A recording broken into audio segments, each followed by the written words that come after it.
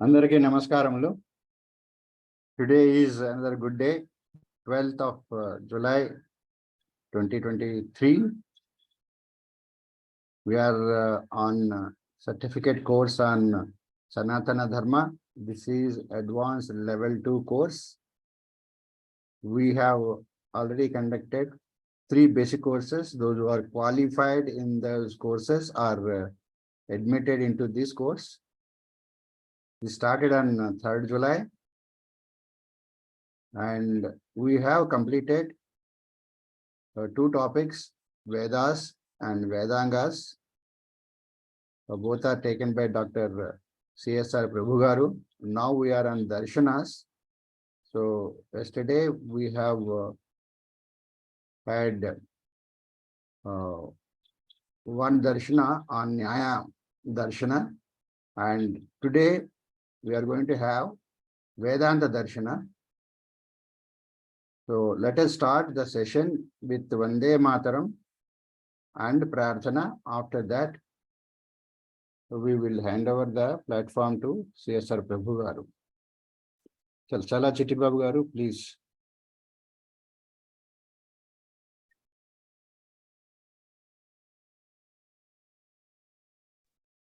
Vande Mataram, Vande Mataram,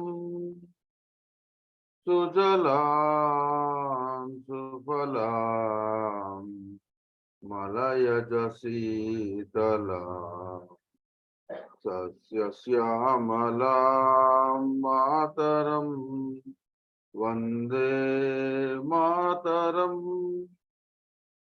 Suprajyosna pulakitayamini pullakusumita drumadala shobhini suhasini sumadhura bhashini sukhadam varadam mataram Vande Mataram Vande Mataram. Vande Mataram. Now let us request Ananthanji to chant Prarthana, please. 1 minute meditation. Let us sit erect. Close our eyes. Total concentration on breath.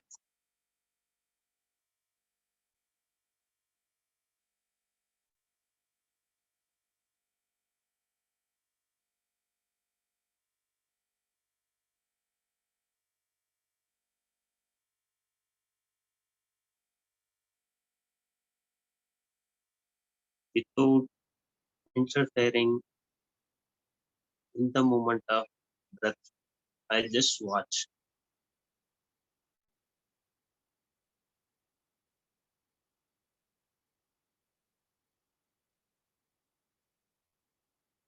If my mind goes elsewhere, I bring it back and make my mind to watch the breath.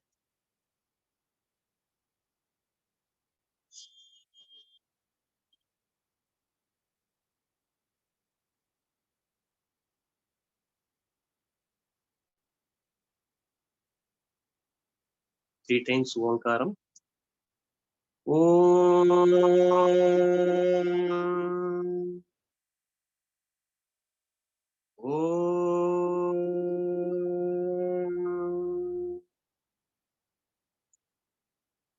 Om.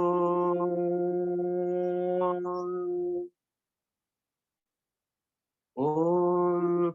Ganana Antva Ganapatigum Havamahe Kavin Kavinam Upamashravastamam Jashtarajam Brahmanam Brahmanaspata Anashunvanoti Dasadanam Mahaganapataye Namaha Prano Devi Saraswati Vaje Virvajinivati Dhinam Avityavatu Vagdevye Namaha Gurureva Gatir Gurumeva Bhaje गुरुणैव सहास्मि नमो गुरवे न गुरोः परमं शिशुरस्मि गुरोः मतिरस्ति गुरौ मम पाहि गुरु ज्ञानानन्दमयं देवं निर्मलस्फटिकाकृतिम् आधारं सर्वविद्यानां हयग्रीवमुपास्महे श्रुतिस्मृतिपुराणानामालयं करुणालयं नमामि भगवत्पादशङ्करं लोकशङ्करं शङ्करं शङ्कराचार्यं केशवं बादरायणं सूत्रभाष्यकृतौ वन्दे भगवन्तौ पुनः पुनः ईश्वरो गुरुरात्मेति मूर्तिभेदविभागिने व्योमवद्व्याप्तदेहाय दक्षिणामूर्तये नमः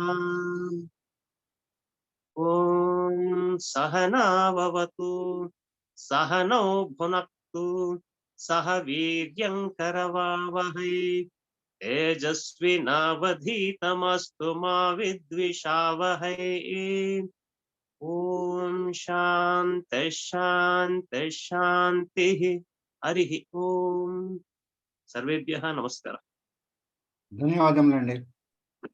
Now let us request our Guruji, Dr. CSR Prabhu Garu, to start the webinar, please.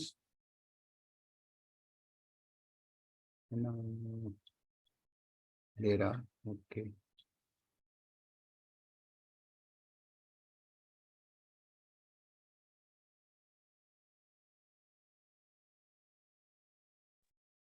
Hello. Yeah, okay. So, friends, today we'll be beginning the study of the Vedanta Darshana, which is also known as the Uttaramimamsa. As you know, the 6 Darshanas existed, which are called the Astika Darshanas. They are dealing with the theistic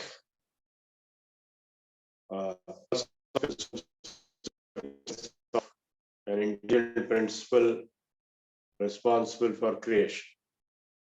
To just say that God exists or they believe in God is being very simplified and crude, but to say that there is an intelligent principle which is responsible for creation. Because the crude concept of God, as in Abrahamic religions, is very rather stupid and rather childish. To say that there is one God sitting there in the 7th heaven on a chair with a long beard, an old man, and he controls everything and he has nothing to do with creation. He's the creator. That is rather childish. So here we are talking of an intelligent principle, and that intelligent principle can be the original cause, which is explained in different ways in the different suktas of the Veda as different Devata forms, as Rudra, as Narayana, as Shakti, or as Ganapati, and so on and so forth. So this intelligent principle, which is manifesting in different Devata forms, is the subject of the Veda. And Veda is therefore theistic. So the 6 darshanas, which are theistic, Astika darshanas, they are accepting the authority of the Veda in one form or the other. Whereas the Nastika darshanas of Buddhist, Jain, Charvaka, Lokayata, they don't accept either the existence of God or that intelligent principle or cause of creation, nor they accept the Vedas, the authorities. That is why they're outside the purview of Hinduism or Sanatana Dharma. But they all accept Dharma as a general principle and yoga also to the extent of practical validity or even to the extent of deep meditation and so on, Buddhist and Jains. particularly Buddhist and Jain, not all others. So the Astika Darshanas, Nastika Darshanas, there are plenty. No, the meaning of theistic is different from theosophical. Theosophical means Divya Jnanam. Sophia means Jnanam. Theo means Deva. Deva Jnanam, Daiva Jnanam. Whereas theistic means theism. Theism means Devaism. That is Bhagavan exists. That's all. But Theosophical Society is, I was the president of the Youth Lodge of Theosophical Society in 70s. It deals with the entire jnana and yoga. It was established by Blavatsky, Madam Blavatsky, and it was promoted by Annie Besant in a big way. And J. Krishnamurti was taken under Theosophical Society to start with. And then he left it later to have his own independent outfit. So coming back to the theistic and atheistic perspectives. So the atheistic perspectives, say of science or the materialism or Buddhism or Jainism, they don't accept the authority of Vedas because they don't accept the proclamations of the Vedas pertaining to the existence of an intelligent principle or God principle, as we may call it. And so it doesn't matter because they at least accept the existence of dharma in a big way and also accept yoga. That's why the Dharma Yoga framework, which I gave, is common. The only common framework for all religions and science, because the ethical principles comprise dharma, which we have discussed yesterday, the Nyaya Darshana context, and the yoga principles into the physical yoga and also the meditation, calming the mind, etc. are all acceptable even to theists. So Dharma Yoga is acceptable both for theists and theists, without talking about God. Of course, there are also various controversial issues on the stand of Gautam Buddha on the existence of God. Some people say he never opposed. Of course, he was silent. One thing is for sure. He was silent on the existence of God. He was not saying God exists. Because he was silent, people interpret as Gautam Buddha said, God does not exist. That's not true.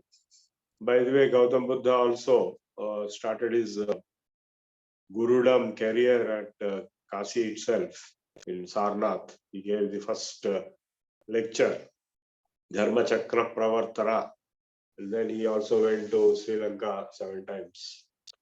So now coming back to the darshanas as a whole. So the Astika Darshanas, Nastika Darshanas, when you cover, then we are coming to the principle of Astika Darshanas.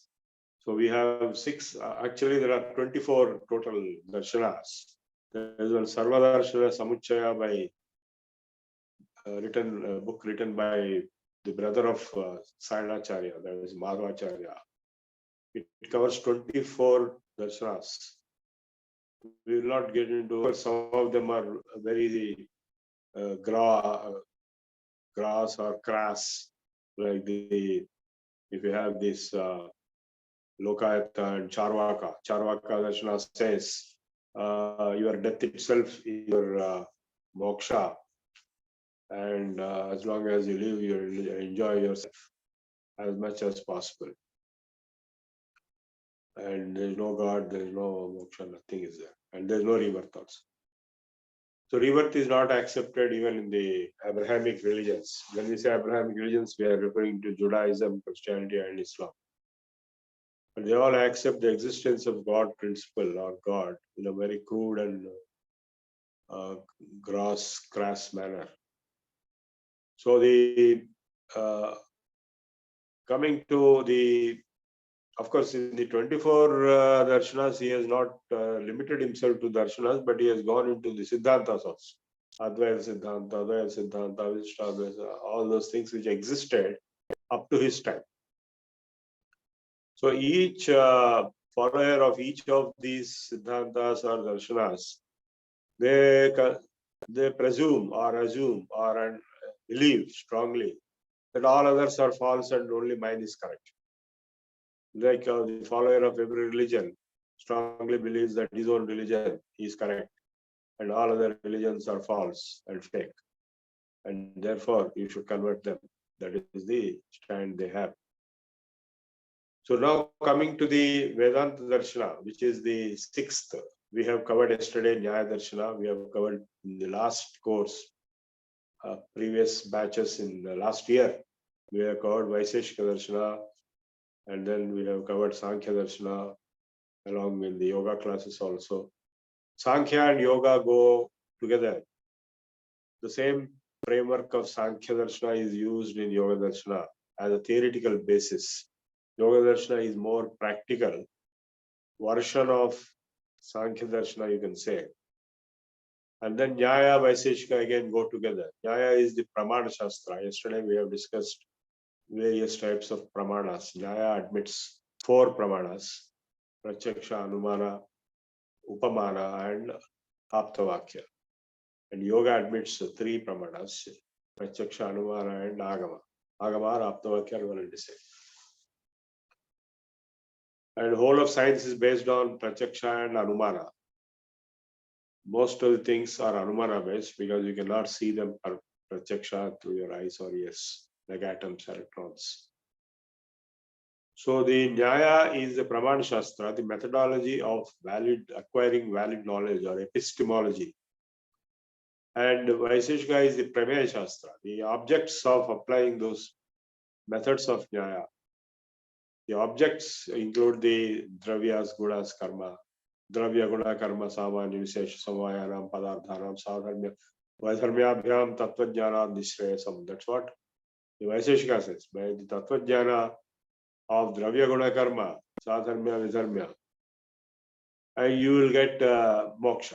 So the most important point that you should remember is all darshanas, except of course the Nastik darshanas, which have, some of the Nastik darshanas are not all. They don't have any moksha, like Charvaka, Lokayata, the moksha means only death. Whereas moksha is very important in Buddhism and Jainism also. Nirvana it is called. So the moksha is the main goal. Like most of the audience in this class also, I think they are interested in moksha because they have done enough in their life in Artha and Kama. So Artha and Kama based on Dharma will be helping the society or the individual, but Artha and Kama opposed to Dharma. That's what is the materialism or communism and capitalism. They are not in consistence with Dharma, but they may be opposed to Dharma, which lead to chaos and negative results. That's what is happening today in terms of social tensions. And Dharma is of 2 types: Pravritti Lakshana Dharma, Nivritti Lakshana Dharma. That's what Shankaracharya says in the very first sentence of his Bhagavad Gita commentary. Dharma Dvividha, Pravritti Lakshana Dharma, Nivritti Lakshana Dharma. And Narayana Gitaya Dharma Proktavan. So Narayana has proclaimed or delivered both dimensions of Dharma, Pravritti and Nivritti. Now coming to the Pravritti Lakshana Dharma, yesterday we have discussed, it comprises of social balance, social well-being, social welfare, and therefore it becomes the basis for law and behavioral regulation of human society. And the Nivritti Lakshana Dharma, which is the objective of today's topic of Vedanta Darshana, is meant for liberation, moksha. So how to get moksha is because the person who has already finished all his interests in pursuits of world, the Artha and Kama, will turn towards moksha. Kamika ka moksha kamikadu anyoga. There is a proverb. Without having gone through the Kama, you will not get interested in moksha, because you may, if you keep your desires intact, you can never get moksha. So after you finish all your desires, you have no more desires, then there is a chance of moksha. Because this birth has come only because of your desires in the past life. In the past life, the unfulfilled desires will result in the present birth. Similarly, this life's unfulfilled desires at the time of death will result in the next birth. So if you are interested in not having the next birth and going through the rigmarole and rot and rut of the terrible torture of whole life, then you might as well not be born. And for that purpose, you have to give up your desires, number one. And then you should have jnana. Jnana mukti. So mukti will come through Atma Jnana, Brahma Jnana, and Brahmatmana Samskriti. The equivalence, realization of you are being Brahman and not Jiva. Jivonaham, Brahmaham. So that realization alone gives mukti, and that jnana is equivalent to light. So kasha means light, prakasha, prakrishta kasha is prakasha. So Kashi is a city of light, not ordinary light, but it is the jnana light. So if you live in Kashi and die there, you are supposed to be liberated, because so as long as you live there and when you die there, you are already in an enlightened state. It's assumed to be that you are enlightened. There's no guarantee, of course. A lot of people may not be enlightened enough to get mukti when they live and die in Kashi. But that state of mind is what is important. And that state of mind is by living and dying in Kashi. That's why it is that great importance, is knowledge and light. Now coming back the Darshanas, the Nyaya Vaiseshika. Vaiseshika is the physical dimension. Nyaya is the Praman Shastra. So after that, Mimamsa, Vedanta, Purvamimamsa. Purvamimamsa sutras are written by Jaimini, which I not cover. There is a separate speaker for that who will cover Mimamsa Darshana in detail. So it is based on the karma. Karma as the driving force. Chodana Lakshana. So Jaimini defines dharmas, Chodana Lakshana. And the dharma comprises of karma, various rituals, and reaching the moksha through that process. And Adi Shankaracharya has with Mandana Mishra arguments, and he proved, so to say, in his arguments, that karma will not lead to moksha, but only jnana. Karma is useful in purification, required for achieving jnana, but by itself it will not. Akasya vasliva dvijano jate bodha anyasasa Atma bodhega kevalam akasya vasliva jnana mukti nasiti. So without jnana, it is not possible to get moksha. So the Vedanta Darshana is called Uttara Mimamsa, the later Mimamsa. The word Mimamsa basically means analysis. Nyaya Anvikshaki also means analysis, but that is only the analysis of the processes, whether some knowledge or some statement is provable as valid, pramana. So what are the processes involved in establishing the validation of a statement? So these are given the syllogism, pratijna. Yesterday we have discussed all this. As I told you yesterday, the processes involved in the Nyaya Darshana were not accepted as part of the Vedic knowledge till a long time, in the beginning. The Vedas and the Upanishads existed way before Nyaya Darshana was developed by Gautama. So the Vedic people, the Vedic scholars or the Upanishadic scholars, they have not accepted Nyaya Darshana in the beginning because it appeared to be very physical purpose only. That is, at most it will be used in dispensation of justice in the courts of law at the king's court or wherever it is. But much later, after a long time, in the Buddhist period or a little before Buddhist period, Ajatashatru's period, this was accepted as valid knowledge, Nyaya Darshana, the Anvikshaki, the analytical processes involved in dispensation of justice or reaching conclusions, valid conclusions with valid proof of valid statements. That was accepted as just a branch of knowledge that can be included in the education system. Otherwise, only Vedas were being taught, not the darshanas like Nyaya Darshana. So later on, they were included. And this is brought out in the book which I referred yesterday. It is there.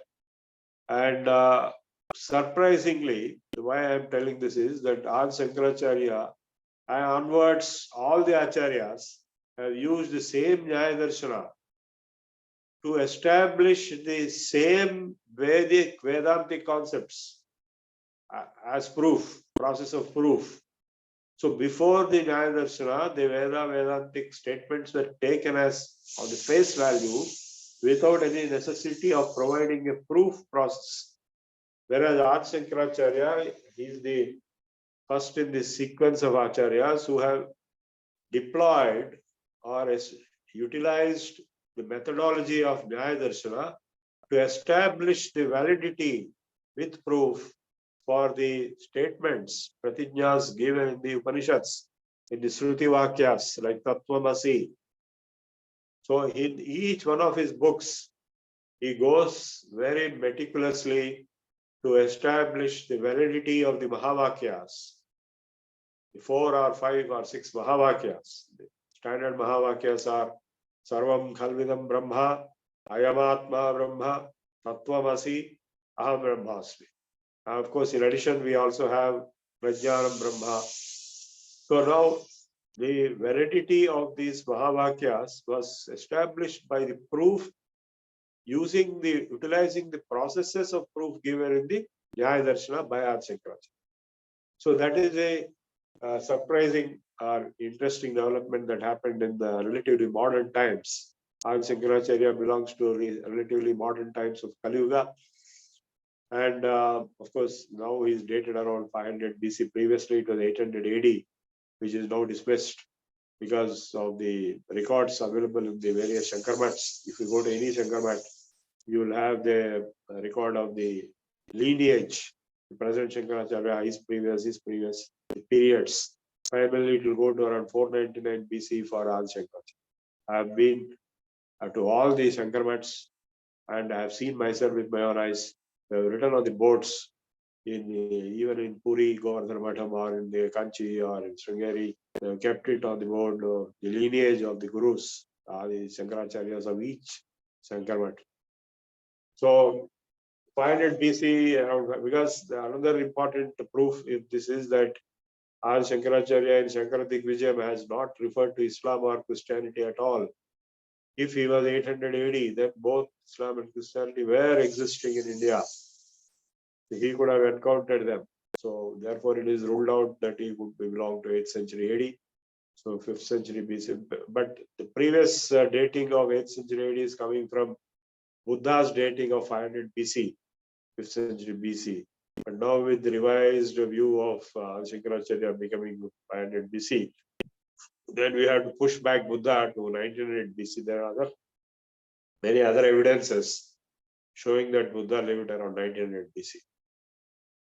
Of course, the standard date of Mahabharata is 3200 BC, but nowadays some people are saying it is 6000 BC. We have no 100% correct proof for all these statements. Now the Vedanta Darshana, otherwise known as Uttaramimamsa, comprises of 3 major texts, Prasthanatrayi. The first are the Upanishads, which is the word Vedanta comes from the reference to the Upanishads themselves.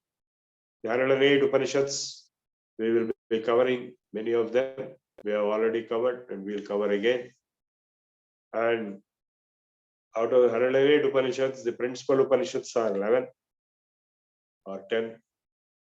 And even people like Sarvepalli Radhakrishnan wrote in English, and even Chinmayananda or all others have just used the English translation of Adi Shankaracharya's commentaries to these principal Upanishads, and in their books. If you see in their lectures and books, if you see the books of Chinmaya Mission, I was operating one branch of Chinmaya Mission.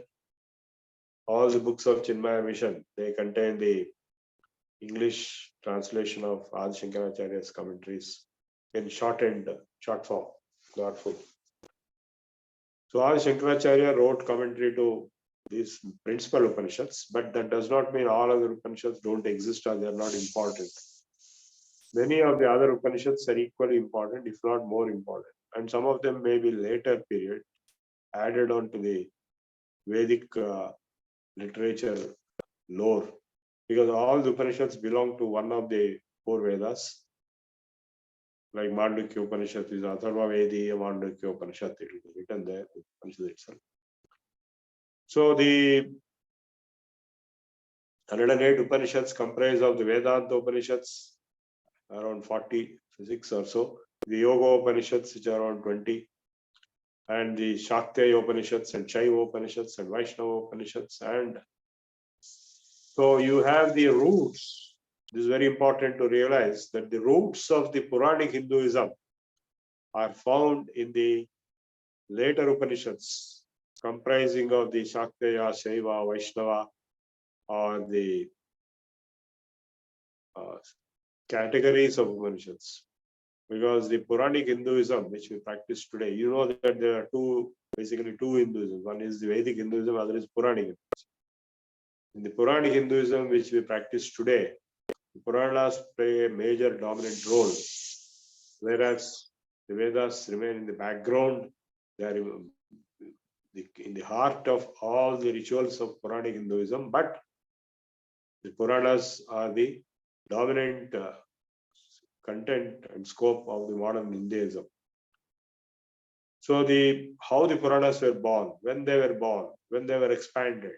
Of course, Veda Vyasa himself is assigned to be the author of the Puranas, maybe in the original form, but the Puranas which we have today are not the original form of Veda Vyasa's delivery. They have been expanded, just like Mahabharata. Mahabharata was only 10,000 slokas when Vyasa delivered it around 10, at the beginning. It is called Jaya. And then it was expanded to Bharatam, and then it was expanded to Mahabharatam, 1 lakh slokas. The largest single book in the world is Mahabharatam, comprising of 1 lakh slokas. So this expansion took place over the centuries in the courts of the emperors and kings by the scholars very carefully, without contradicting the original purpose or scope or content, but expanding on the various directions consistently with the original scope and content. So this exercise went on for centuries, whereas the Vedas were never touched. And that is the reason why we have one of the reasons of that unaltered state of Vedas. Whatever lost, 20% might have been lost, but whatever are remaining are not tampered with. There are no prakshipta contents in the Vedas proper and the Upanishads proper. Though some of the Upanishads may belong to more recent periods added on, and some of them may be invalid or illegal, like AL2CCSD Upanishad may be invalid or illegal, but it has been added. And so also many other Upanishads, which may be more recent ones. Now coming to the second part of the Vedanta Darshana, that is the Brahma Sutras. Now the Upanishads were very ancient, at least the principal Upanishads and many of the Vedanta Upanishads. So I have already explained to you just now what is the difference between Vedic Hinduism and Puranic Hinduism. Vedic Hinduism limits itself to the Vedas, whereas Puranic Hinduism is based on the Puranas and background of Vedas. That is the main difference. There is no Puranic ritual in the Vedic Hinduism, or there is no idol worship, there is no temple worship. The Vedic Hinduism was purely based on the Veda mantras and yajnas, yagas, etc. That's all. Srauta, that is Srauta karma. And Smarta karma and Puranic karma came later, and Puranic Hinduism comprises of Puranic karma, including Smarta karma and Srauta karma, definitely there at the background. Yagas like Somayaga being conducted at Pragati Resorts right now. Some of you have visited. That is Srauta karma, Vedic Hinduism. There is no temple there, there is no idol there, there is no puja, but it is the mantra chanting, and it is Veda mantra chanting and Homa, Havana, Yaga, Yajna, all that process. But I'm not saying the Puranic Hinduism is wrong or anything. It is derived from Vedic Hinduism through the Puranic perspectives. Coming back to the Vedanta Darshana, the Brahma Sutras are the the contribution of Badarayana. Of course, now we assume is same as Vyasa. Some people say Badarayana is different from Vyasa. We don't know the exact truth. But Badarayana means, the word Badarayana means belonging to Badari. So I went to Badari, at the end of Badari in the village of Mana, which is the last village of India. There is a cave. There are two caves, Vyasa Guha and Ganesh Guha, where he is supposed to have written Mahabharata. Now the Badarayana, Vyasa, maybe Vyasa, may not be Vyasa, maybe Vyasa most likely, is the author of the Brahma Sutras, which are the analytical summarizations, thematic summarizations of the Upanishad thought processes and content. So whatever is the content and thought processes in the Upanishads, mainly the Vedanta Upanishad, not the Yoga Upanishad, the Vaishnava Upanishads, Sanchaya Upanishads, and other Upanishads, but the main Vedantic Upanishads, which are around 40, of which 10 are the principal Upanishads. So out of those principal Upanishads, whatever thought processes, whatever content, academic content, philosophical content is being presented, that has been analyzed and represented in the Brahma Sutras in a very, very, very intricate, systematic manner. Not random thoughts, not individual Upanishads, not, independent in Upanishads, independently describing the ultimate truth, which is Brahman. Here it is integrated, single perspective, Adhato Brahma Jidyasa. So that is, now we will inquire into the Brahman. Who is Brahman, or what is Brahman? Janmadjasya yataha yato va imani bhutani jayante yena jatani jivanti yasmin pravishanti tad Brahma. Brahman is defined as that from which everything, the universe, is created or generated, is sustained or maintained, and it is absorbed or dissolved. Janmadjasya yataha yato va imani bhutani jayante yena jatani jivanti yasmin pravishanti tad Brahma. This definition is there in the Upanishad itself. The same thing he has put in a sutra form. The Brahma Sutras are sutra form, which comprise the core darshana of Vedanta Darshana, like Patanjali Yoga Sutras comprise the core Yoga Darshana. So Nyaya Sutras of Gauta comprise the core Nyaya Darshana. Vaiseshika Sutras of Kannada comprise the core Vaiseshika Darshana.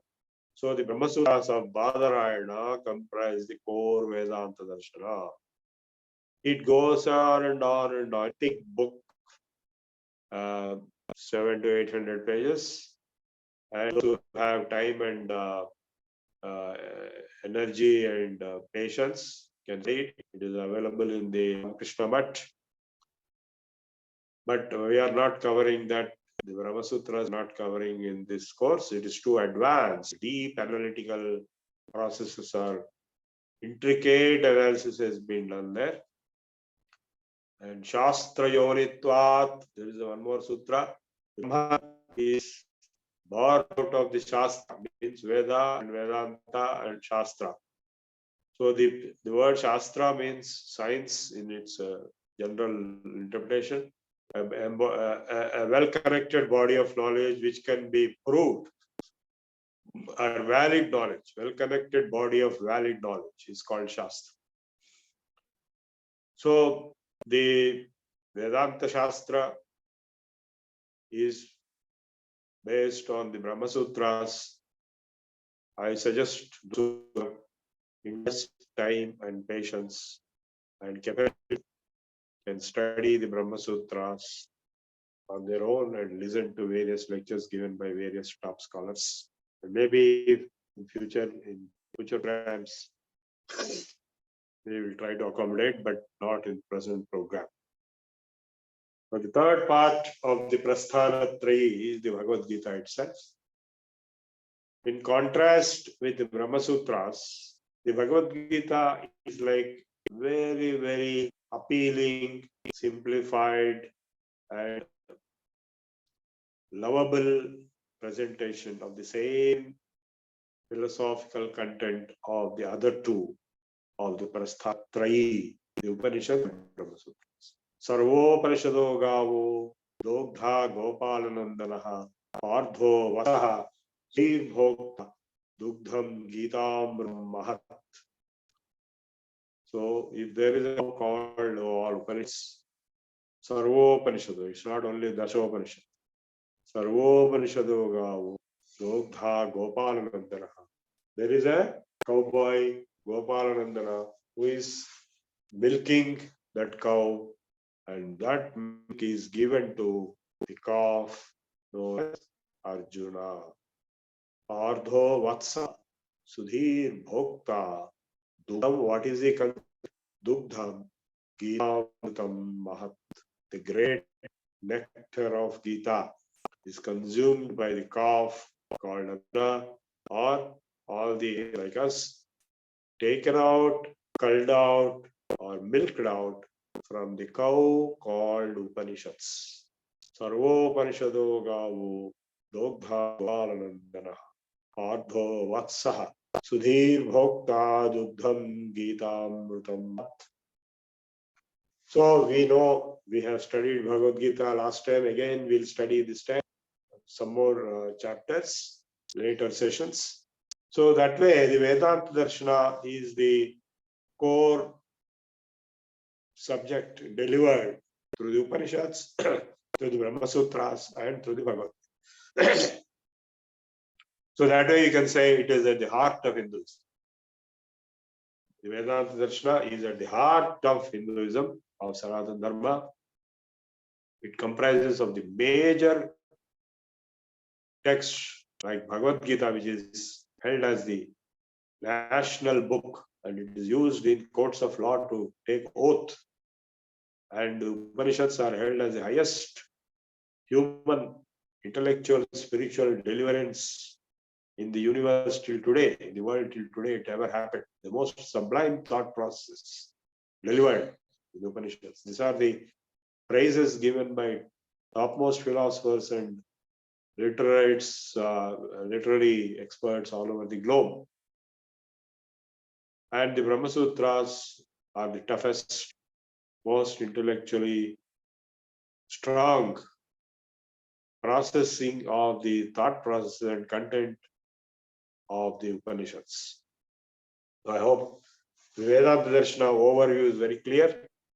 So we will be covering the Upanishads, we will be covering Bhagavad Gita, but we will not cover Brahma because of the vast complexity involved in the Brahma Sutras understanding. So this is the overview perspective of the Vedanta Darshana. Why it is called Vedanta? Because the Darshana is derived of the Upanishads, which are the fourth part of the Veda. This, of course, is one interpretation. Some people don't agree with this interpretation. So this interpretation says, because Samhita, Brahmana, Aranyaka, Upanishad, there are four parts of the Veda, and Upanishad they being there as the last fourth part, it is called Vedanta. And therefore, this is Vedanta. This interpretation is disputed by some scholars. Now, the interesting part is, if you ask a question, we have already explained, like from where Bhagavad Gita got its basic content it got from the Upanishads. In fact, many times some of the Upanishadic declarations are in toto repeated in the Bhagavad, word to word, say from Kathopanishad or from other Upanishads. And the next question that, of course, Brahma Sutras are self-declared analysis of the Upanishad content only. So the next question arises, are the Upanishads original? They also are derived. Normally, they are considered as original.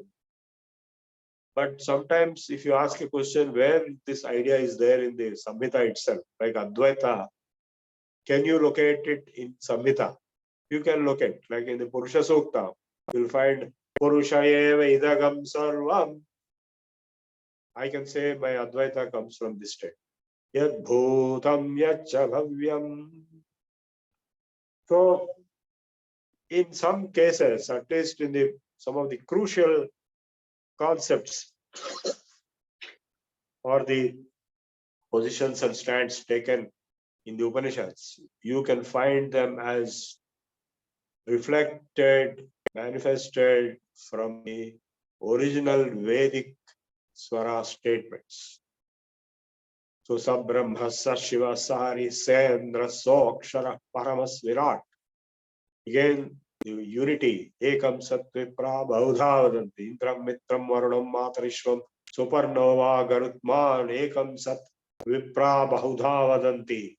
So these statements from the Rig Veda or even from Yajurveda or from Atharvaveda, they can be taken as the source of the Advaitic perspective given in the Upanishads or in the Bhagavad Gita. Of course, the Dvaita friends, they interpret Dvaita from the statements.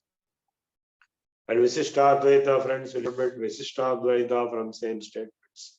And Shuddhadvaita friends belonging to the Vallabhacharya, they will interpret Shuddhadvaita. And Dvaitadvaita is also there. So 24 Siddhantas are there. So they all interpret all the 24 of their Siddhantas from the Vedas if they are Vaidikas. If they are non-Vaidikas, they will not, like Bauddha, Jaina, Charvaka, Lokayata, they will not interpret from the Veda their Siddhantas.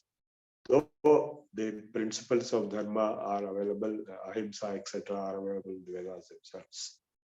So when you talk of the Vedas, we are referring to a vast period of time, something like 1 lakh years or 50,000, 60,000 years of civilizational development in the globe, from where the knowledge which has arisen from the grassroots level was compiled together in the form of Veda.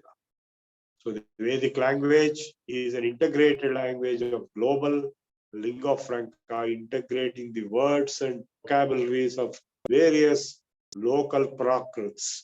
That's why you will find Tamil words in the Rig Veda. You will find even non-Indian languages words in the Veda, like apa. Apa for water is not used anywhere in Indian subcontinent, but it is used in Kurdish language. Udaka is used in Russian.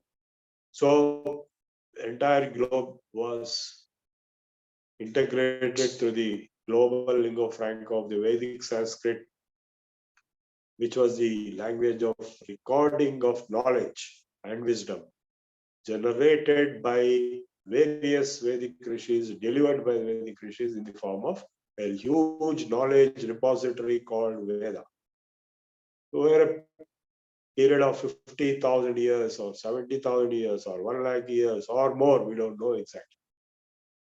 So the Upanishads are of later origin. That's why you can see the language in the Upanishads is different from the language in the Vedas from. Of course, in the Vedas themselves, the different suktas originated at different times. They were delivered at different times. But the Upanishads are much later. So the language is distinctly different. And you can see there is no swara in most of the Upanishads. And the swara is the integral requirement for the Vedic text, the pitch. Udatta, Anudatta, Swarita. The three swaras are there for the Rigveda, Yajurveda, and Atharvaveda, and three became seven in the Samaveda. All the Sapta swaras. Therefore, Samaveda is the parent of Gandharva Upaveda, which is the parent of musicology, music today. Now the Upanishads may be partly independent. They are based on the delivery of the Upanishadic characters like Bhrigu, Varuna, and Uddalaka, Nachiketa. I went to the house of Uddalaka, which is there physically even today for tourists to visit, in a place called Brahmavarta near Dosi Hill, the border of Haryana and Rajasthan, a city called Rewadi. The Upanishads come under Shruti only, and Bhagavad Gita comes under Smriti. Bhagavad Gita is a derived text in terms of the content from the Upanishads. It is under Smriti, whereas Upanishads and Vedas are Shruti. They are heard. In fact, all the Vedic Pandits or chanters, they also chant the Upanishads in their Vedic chant. I have sent you some recordings of Vedic chanting done on 3rd July at a temple in Secunderabad in memory of Uppaluri Ganapati Shastri Garu, who is the greatest, tallest Vedic scholar of modern times. So there they chanted these, some of the Upanishads also, in temples also they chant regularly. In all the rituals with Vedas or without Vedas, they chant Upanishads also as part of the Vedic Shruti chanting. Now coming to the Vedanta Darshana, comprising Upanishads, Brahma Sutras, and Bhagavad Gita. Today I gave you the overview of the Vedanta Darshana, but to put it in a very summarized manner for today's lecture, it is basically Triputi. There are three things.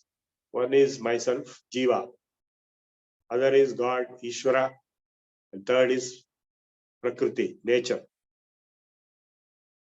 Now these three things have been merged into one in Advaita, have been merged into two in Dvaita, have been separated three in Traita.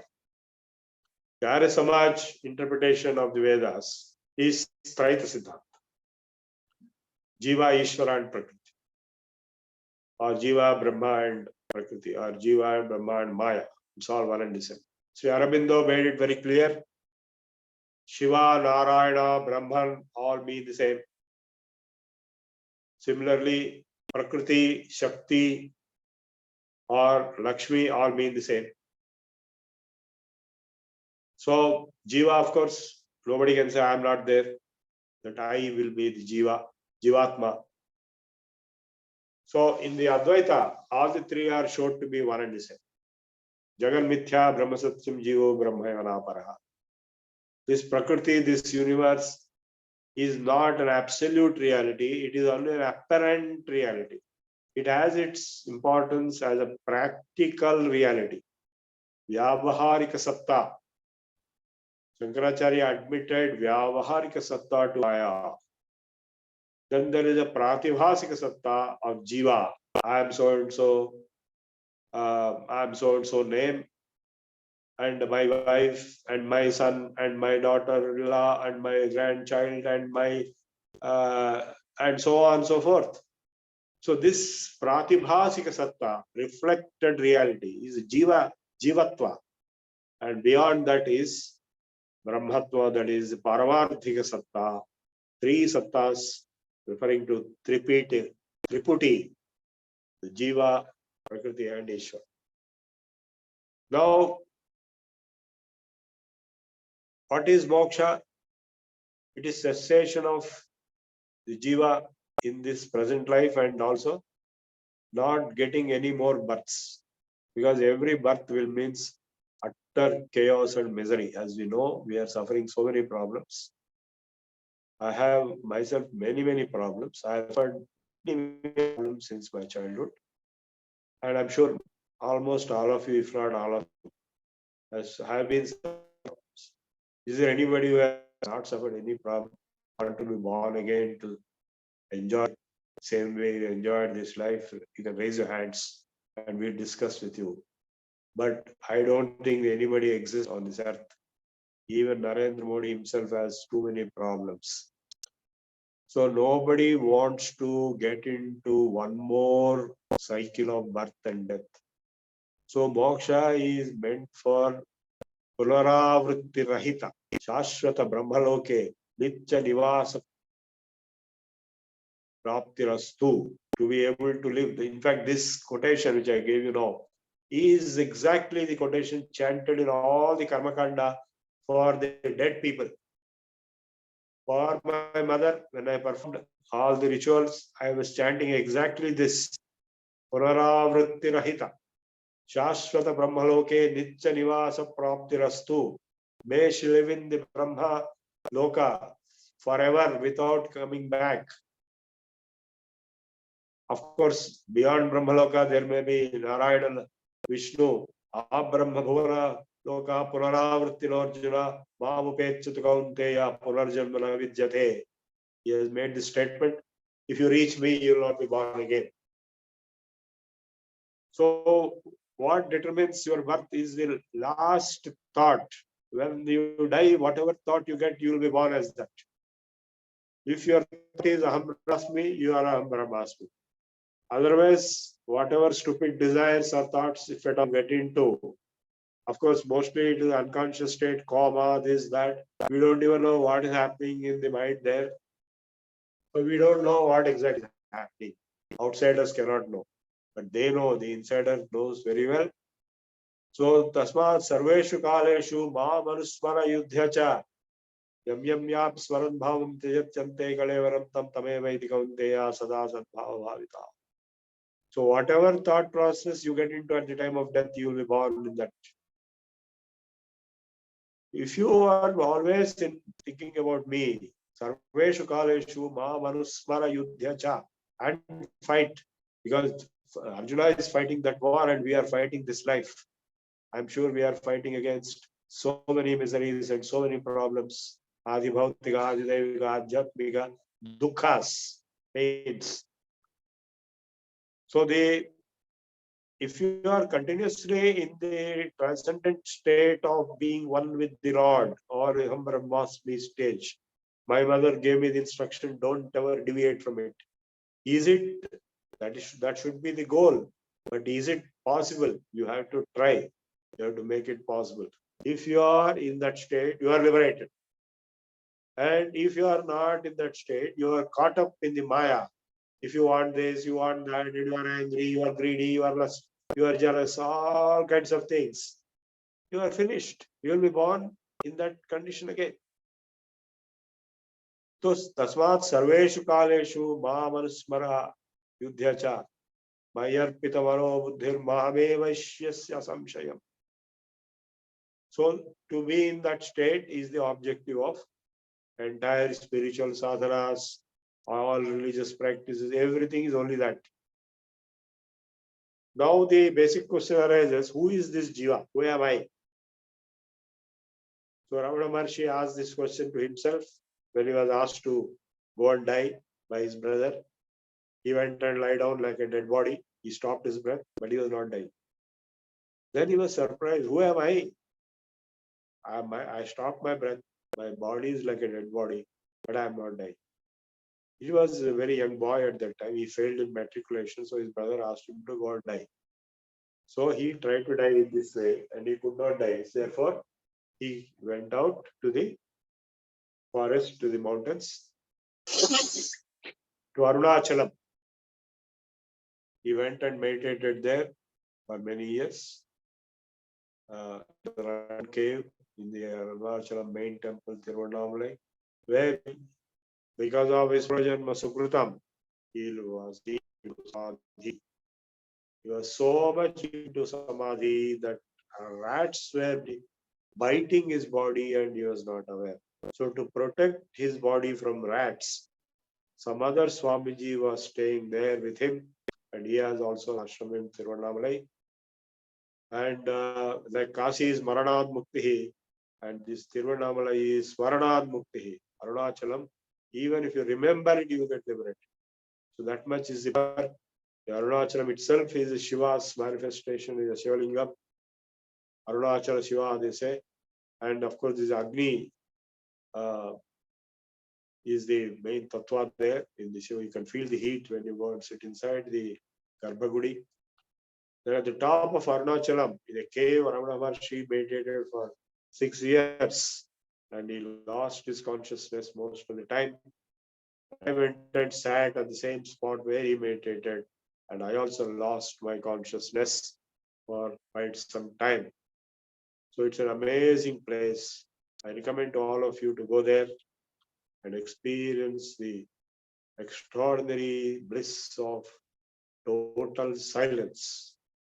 Because when the mouth is silent, the mind is active. When the mind is silent, the heart is active. When the heart is silent, the soul is active. When the soul is silent, God is active. You can experience there in Tiruvannamalai, in Ramana Ashramam. And behind Ramana Ashramam, there is a staircase to the top of the Arunachalam mountain, where there is a cave of Skandashramam, where Ramana Maharshi meditated for many years. His mother protected him, supported him. So I hope that all of you will get that kind of liberation of who am I realization. So when you realize that Aham Brahmasmi, I am everything, the word Brahman comes from Brihatvat Brahman, being big. So the big picture, the individual and the universal.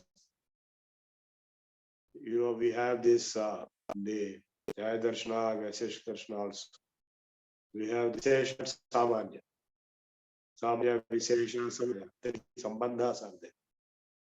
So Vishesha, if you say Jiva, I is Jiva. Then Samanya, all eyes put together is big eye, which is universal eye. That is Brahman. Can the Vishesha exist without Samanya?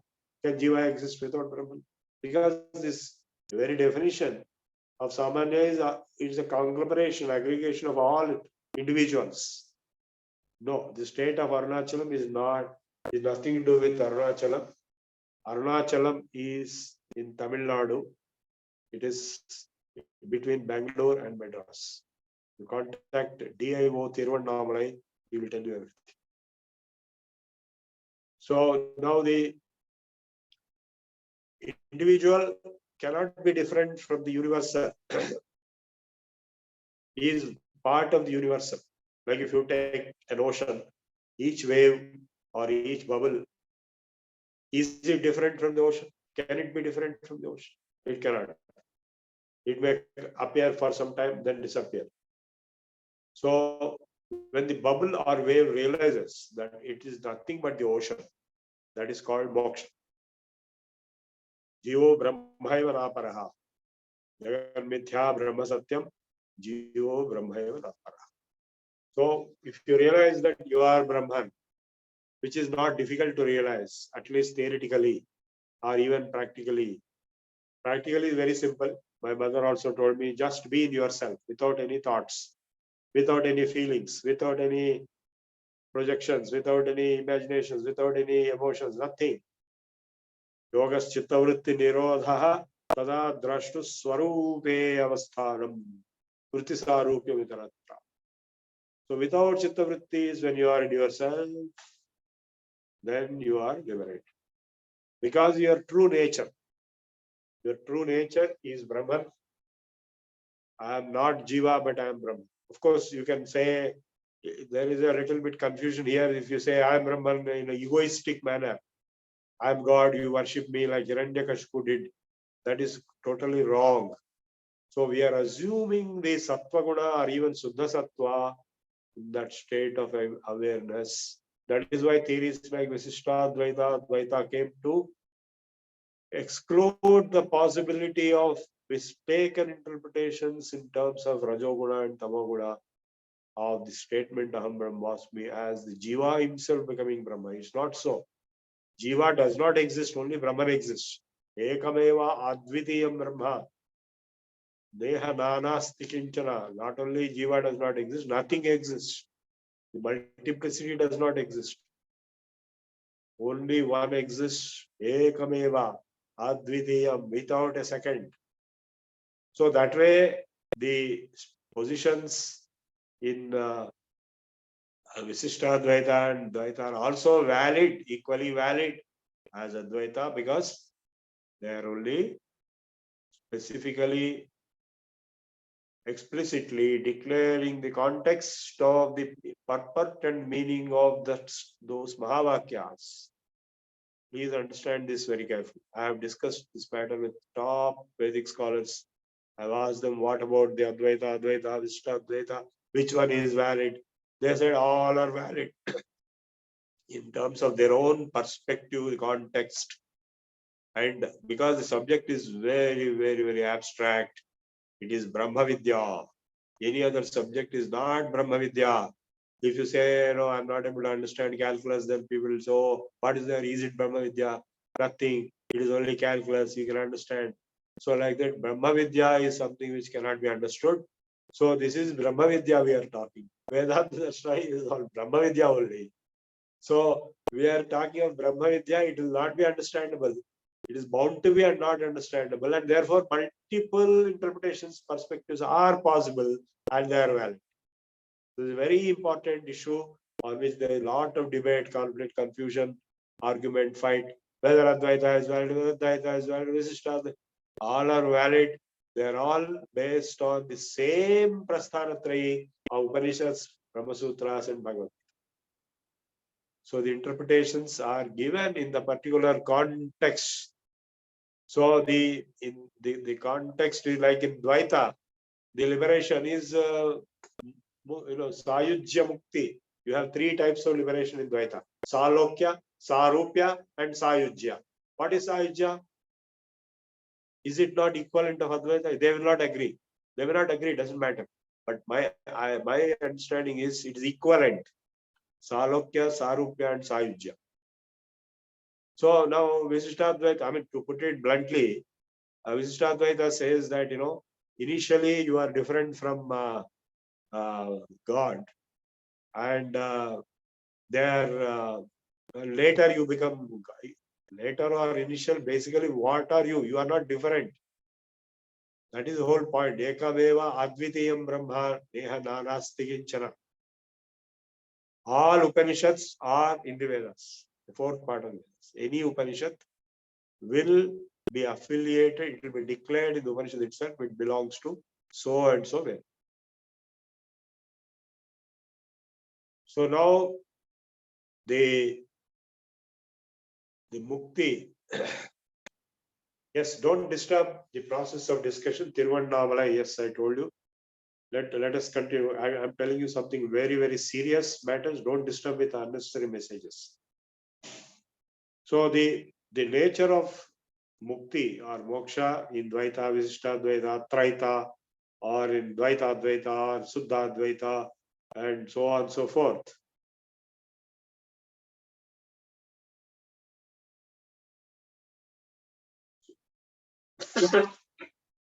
I'm trying to give the philosophical insights of Vedanta Darshana to you today. Don't waste your time in unnecessary questions. Try to understand what I'm saying. So the philosophical implications of Advaita, Dvaita, Visishtadvaita, Traita, Suddhadvaita, Advaita, Advaita, and so on.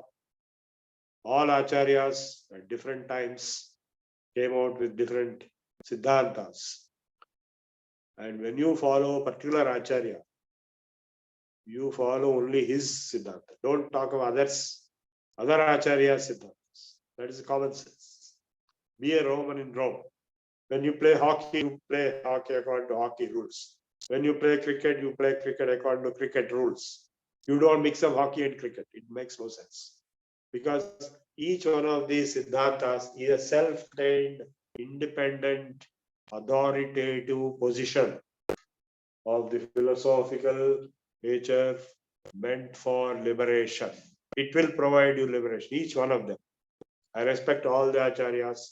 That's why I always chant Namo Brahmadibhyo, Brahma Vidya Sampradaya Kartrubhyo, Vamsa Rishibhyo, Mahado, Namo Gurubhya. So we pray to all the gurus, all the acharyas. So when you want to study our acharya Siddhanta, you have to limit yourself to that particular context and boundaries and perspective. You will find consistency. You will find meaning and sense of purpose. When you go to another acharya, another siddhanta, similar thing will happen. Of course, some of them may criticize the previous acharyas, but it's none of our business because we are all very poor intellectuals. We are like grains of sand in comparison to all the acharyas. So we will not criticize any acharya. We have no authority. We are not good enough or strong enough to make any comment on any acharya, negative comment. If we do that, we are being foolish and we are committing a sin. So we respect all the acharyas. We respect all siddhantas. I have not studied all the 24 siddhantas. I don't think most of the people have studied. They restrict themselves to particular tradition to which they belong. So basically, if you look at the Advaitic texts, we have, as I told already, the Upanishads, the Brahma Sutras, and Bhagavad Gita interpreted as Advaita. They are also interpreted as Visishtadvaita, Advaita, Suddhadvaita, and so on by various other acharyas whom we all respect. And there are some texts called Prakarana Granthas like Viveka Chudamani or Panchadashi, both by Shankaracharya and later like Vidyaranya, who give the intricate arguments in proposing their own perspective and defeating the opponent's perspective. Like Panchadashi, very detailed, intricate arguments of demolishing the opponent's statements, like Buddhists, Jains, who opposed the Advaita or Vedanta perspective or Veda perspective. And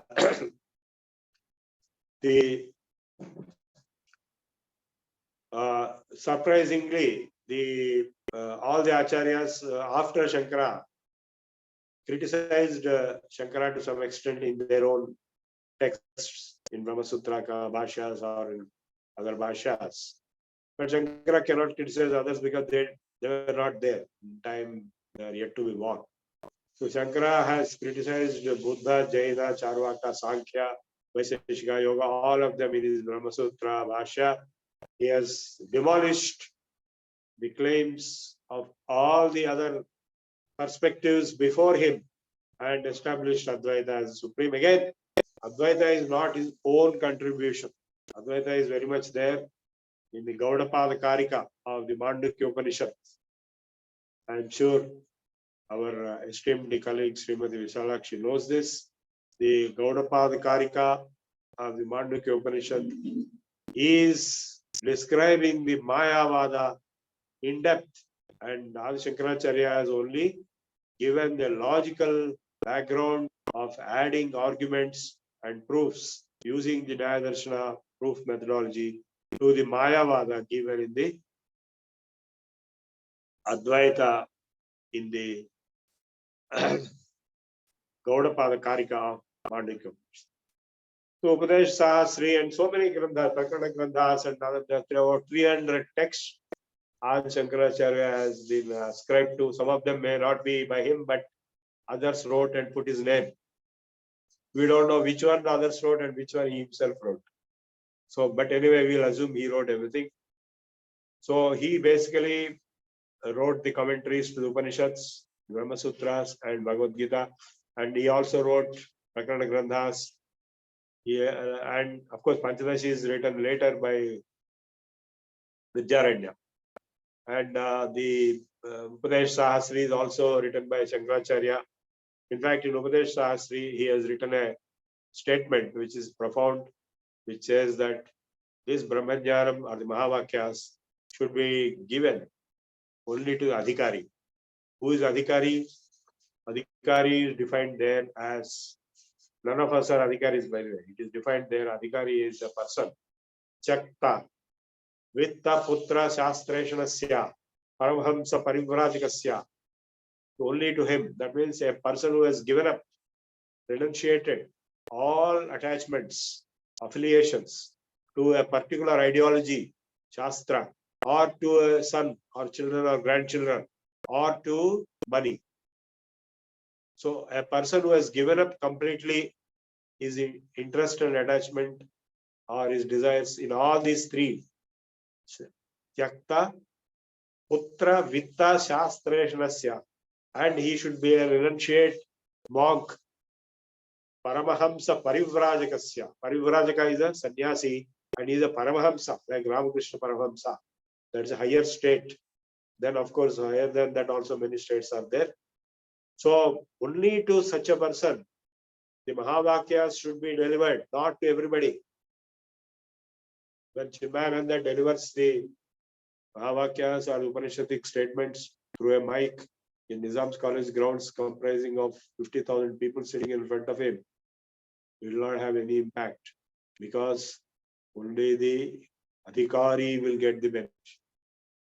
So Adhikaram is very important. That's why Gurus were very, very specialists and Shishyas were also specialists. So that tradition is now lost in Kali Yuga. Everything will go on. Sarvam Jagannatham, everything will go on. Because this is Kali Yuga.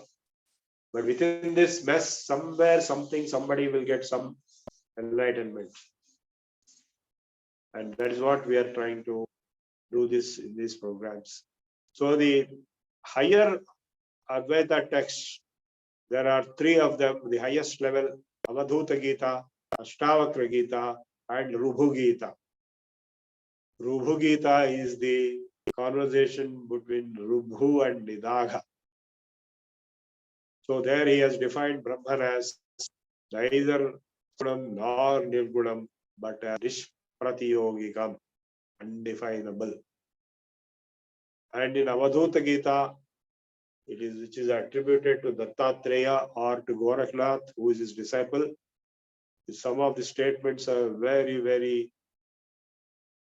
revolutionary, provoking, profound. Like, for example, the very first sentence he says, after saying the prayer is also very funny. Iswaranugraha deva pumsam advavasana punarbhava. The only statement where he adds Ishvara is the statement which says only by anugraha of Ishvara Advaita Vasana will come. Otherwise, nobody will get anywhere near that. Mahadbhaya Paritranam Vipranam Upajayate. To help in liberating from the greatest fear of death. Yeredam Puritam Vishwamatmanyevatmanatmani Nirakaram Katham Vande Abhindam Shivam Advat Avyayam. So how can I perform Namaskaram? Because every book will start with a prayer with Namaskaram to so and so God and so goddess. But there he says, everything being one. Kasyapyaho Namaskuryam Aham Eko Niranjanaha. I alone exist. There is no second person to whom I can do Namaskar. So, Vedanta Sara Sarvaswam Jnanam Vijnanam Evacha Ahamatma Nirakaraha Sarvavyapi Swabhavataha. So the sum and substance of the entire Vedanta Shastra is that I am the self, which is formless and all-pervading. To realize this is the goal and sum and substance of Vedanta Darshana. And another important statement he makes is, Manayeva, so you know that Manovai Gaganakaram, Manovai Sarvatomukam, Manasatvam, Manasarvam, Na Manah Paramartata. Mind is everything, because everything is in your mind. And that mind, which projects a particular universe to you, particular life and lifestyle and identity and relationships, emotions, all that to you, actually does not exist. Na Manah Paramartata. Because in Samadhi there is no mind. That means everything which the mind created is a fake. So when there is no mind at all, and you are in yourself, you are established in Mahatmana Samskriti Brahmasmi age. There is no mind, the mind cannot exist. So the mind is not there, everything which mind created appears to make you believe to exist is also not there. The manah paramarthata. Yo vai sarvatmako devo nirmalo gaganopamaha svabhava nirmala shuddha sayevaham na samshayaha. I am that who is everything. So this realization or remembrance or reiteration or re-establishment in the same state of realization is called liberation. So Ashtavakra Samhita we will cover some other time. There the direct question is asked by Janaka Ashtavakra, how will I get moksha? Kena muktir bhavishyati. So the Ashtavakra says, moksha michhasi chetat vishayan vishavatyaja. You give up all vishayas, objects of senses, that means desires and their gratifications, satisfactions, as poison. Brahma, Daya, Tosha, Yushavad and you develop the qualities of contentment, compassion, and kindness as your own nature. Then having said, he says, you are not any of the simple logic. The universe which you see is made up of the 5 elements. Panchabhutatmakam Vishwam. That's why it is called Prapancham. Prapancham means 5. Made of 5. Pra is Prakrishta. Great manifestation of the Panchabhutams is called Prapancham. So all these 5, na Prithvi, na Jalam, na Vayur, na you are not any one of this Bhavan. Esham Sakshidam Atmanam Vidhi Muktaye. Then Chidrupam Vidhi Muktaye. You are only the witness. It is very common sense. If I ask you, who are you? Can you say you are mud or earth? Or can you say you are air? Or can you say you are fire? Or can you say you are water? You cannot say. But you can say that you are the witness to all this, observer. Esham Sakshinam Atmanam. And therefore, who are you? You are Chidrupa. You are pure consciousness. Know this for mukti. And then next he says, whatever you see is not true, only you are true, and you are the pure consciousness. You are not Jiva, you are pure consciousness. Chidrupa, Chidanandarupa, Shivoham, Shivo, Chidrupam Vidhi, Muktaye. Natvam Vipradiko Varni Nakshami Nakshagocharaha. You are not any one of these identities. You are not any one of those which are appearing to the eyes. Then who are you? You are the pure consciousness. You are the observer. Sakshi Chaitanyam Chidrupam. And you exist. You are Sat. You are Chit. And you are in yourself in Ananda. That is Satchidanandam is your state. And be in that state. And if you remain in that state, you are liberated. If you are caught up into egoism or into any of these negative emotions, ahankara, mamakara, raga, dvesha, kama, krodha, lobha, moha, mada, matsarya, you are caught up in the Maya and you will see all kinds of issues, all kinds of problems. So the choice is yours. You want to suffer problems or you want to go back and be in yourself. I am not talking of ego. Ego is the first problem that arises from the pure consciousness. You are the pure consciousness, not the ego. The moment the ego comes, immediately others will also fall. Ahankaram leads to Mavkaram, Mavkaram leads to Ragam, Ragam leads to Desham, then you have Kama, Krodha, Lobha, Moha, Mada. Finally, you are caught up into the hell of samsara hala halam. So, Vande Guru Padad Vandava Vag Manasa Gocharam Bhakta Sukta Prabha Misra Atakyam. So, samsara hala Vande Gurunam Charana Ravinde Sandarshita Swatma Sukhava Bodhe. Those who have experienced the bliss, ananda of Swatma Sukha, Atmanandam, Janasveja Angalikayamani, Samsara Halahala Moha Shantyai. This halahalam, the deadly poison, poisonous fumes and poisonous miseries of this samsara. To calm it down, this is the only way. Samsara halahala moha shantyai. For that purpose, you have to catch the feet of the Guru to get the enlightenment. Jnanam nadva param shanti vachirena adhigacchati tadvidhi pranipatena pariprashnena sevaya. By acquiring that jnana from the Gurus, and Gurus should give only to the appropriate adhikari, whatever level that person is, same level he will be instructed upon. So when he grows and grows to the level of one realization of his self, Jantunam Narajanma Durlavataram Tatopi Viprata. To be born as a human itself is a very difficult, rare chance. There are 84 lakh species. You could have been born in any one of those 84 lakh species of plants and animals. Tatopi Viprata. Among human, to be born as a Vipra is even more rare. Tattu Vaidika Dharma Marga Parata. You may be a Vipra, but you are not Vaidika Dharma Marga Para.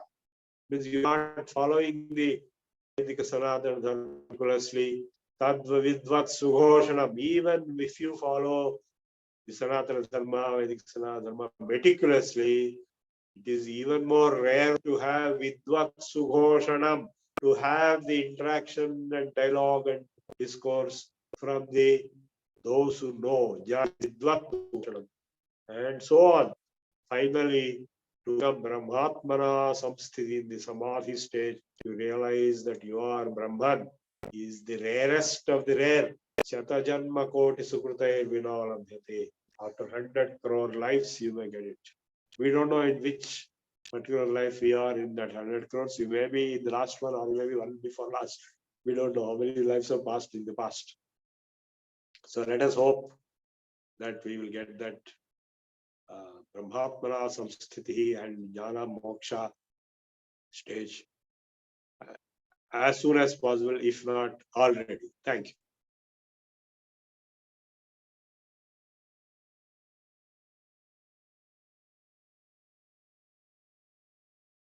Prabhu garu. Okay. I think all questions in the chat box are answered continuously as they come in. Do you find anything else? No, there are no questions, and everything is answered unless until something new comes in. We are all in the moha now. Trance. We have another session tomorrow on darshanas from you. We'll take question answers tomorrow on this. If at all some people want. Yeah, I think, yeah. You can. There are no questions as such, and everybody is in still a different mood. We can go for prarthana and yes. Yes, sir. They are all transported. Somebody said, Lakshmi Garu said, we are all transported. Yeah. Okay. Park is exemplary, sir. Thank you very much for this lecture. And tomorrow again, what would be the topic, sir? Sorry, we couldn't hear. Maybe you are blocked. You are muted. No, tomorrow is Darshana continuation, right? In the as per the syllabus. Sorry? We have Vedanta Darshana, then Upanishads, right? No, 3 days for this. Yeah. Darshana.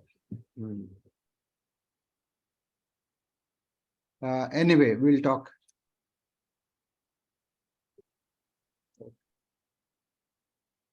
So let us request Ananthanji to chant Prarthana, please. Om स्वस्ति प्रजाभ्यः परिपालयन्तां न्याय्येन मार्गेण महिं महिषाः गो ब्राह्मणेभ्यः शुभमस्तु नित्यं लोकाः समस्ताः सुखिनो भवन्तु काले वर्षतु पर्जन्यः पृथिवी सस्यशालिनी देशोऽयं क्षोभरहितः ब्राह्मणाः सन्तु निर्भयाः अपुत्राः पुत्रिणः सन्ति पौत्रिणः अदनाः सदनाः सन्तु जीवन्तु शरदां शतम् ॐ सर्वे भवन्तु सुखिनः सर्वे सन्तु निरामयाः सर्वे भद्राणि पश्यन्तु मा कश्चित् दुःखभाग् भवेत् ॐ असतो मा सद्गमय तमसो मा ज्योतिर्गमय मृत्योर्मा अमृतङ्गमय ॐ शान्ति शान्ति शान्तिः ॐ पूर्णमदः पूर्णमिदं पूर्णात् पूर्णमुदच्यते पूर्णस्य पूर्णमादाय पूर्णमेवावशिष्यते ॐ शान्ति शान्ति शान्तिः हरिः ॐ श्रीगुरुभ्यो नमः हरिः ॐ सर्वेभ्यः नमस्कारः ధన్యవాదములండి అనంతన్ గారు. Now let us recite Janaganamana. I'll request all to stand up and sing along with Challa Chittibabu garu. Jana Gana Mana अधिनायक जय हे भारत भाग्य विधाता पंजाब सिंधु गुजरात मराठा द्राविड़ उत्कल बंगा विंध्य हिमाचल यमुना गंगा उच्छल जलधि तरंगा तव शुभ नामे जागे तव शुभ आशीष मांगे गाहे तव जय गाथा जनगण मंगलदायक जय हे भारत भाग्य विधाता जय हे जय हे जय हे जय जय जय जय हे जय हिंद जय Hind. Thank you, Challa Chittibabu garu. Now I think we will close the session now.